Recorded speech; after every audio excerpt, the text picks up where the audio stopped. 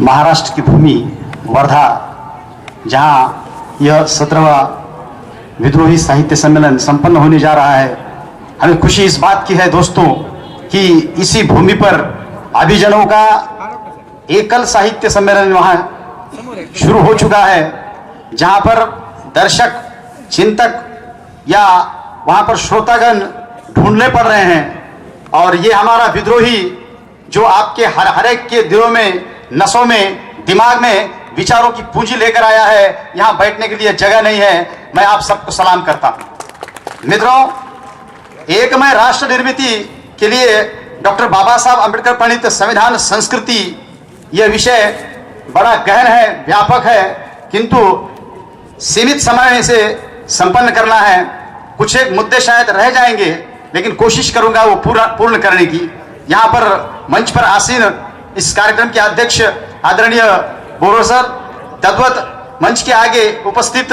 प्रतिमा परदेसी मैडम तथा सभी विद्वजन, विषय को आगे लेकर जाते समय मित्रों हमें कुछ एक बातों को ध्यान में रखना है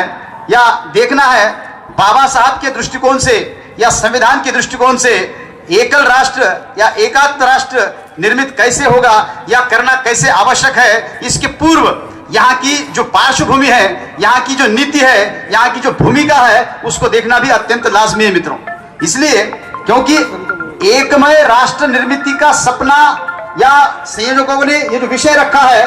उनको मैं दाद देता हूं, उनको आप तालियों के साथ उनकी सराहना कीजिए मित्रों। इसलिए कि वर्तमान में जो आज देश में, प्रदेश में जो चल रहा है, उसकी बुनियादी ताकतें क्या कर रही है, और हम जब वंचित, शोषित, दुर्लक्षित और सभी बहुजन हैं, उन्हें क्या करना है, जिसके लिए हमारे महापुरुषों ने, हमारे महानायकों ने हमें यहाँ पर एक बहुत बड़ी विरासत दी है।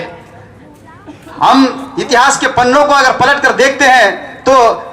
अंतिम राजा अर्थात सम्राट के पौत्र बृहद्रथ की यहाँ पर हत्या हुई, पुष्यमित्र श्रृंग ने हत्या की, और हत्या करने की वजह आप जानते हैं मित्रों, क्योंकि वहां पर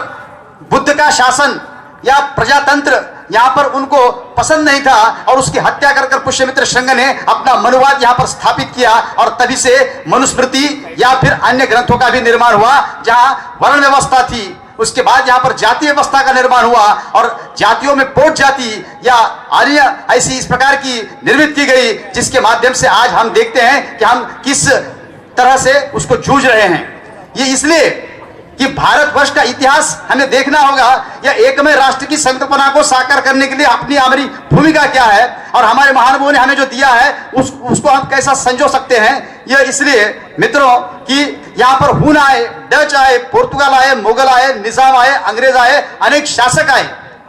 कुछ एक लोग कहते हैं कि भारत का इतिहास क्या है, तो कुछ एक समाजशास्त्री या इतिहासकारों ने यह भी लिखा है कि भारत का इतिहास पराजितों का देश है, या इतिहास है, या राष्ट्र है। इसलिए कि इतने सारे लोग आए, फिर यहाँ के लोग कर क्या रहे थे?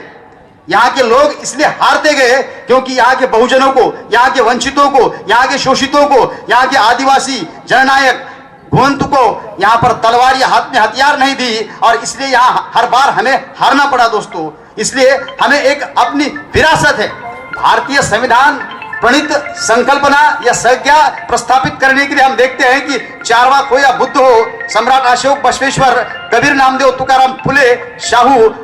इन्होंने जो हमें दिया है उसकी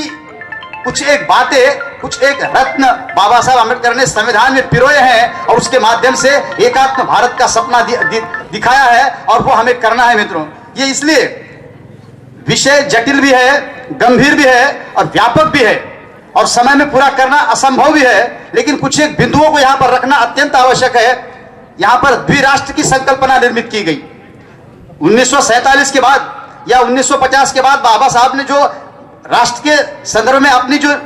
नीति या अपना जो अनुमान रखा, यहाँ पर एक सपना रखा, उसको देखने के पूर्व यहाँ की कुछ एक बातें समझना अत्यंत आवश्यक है।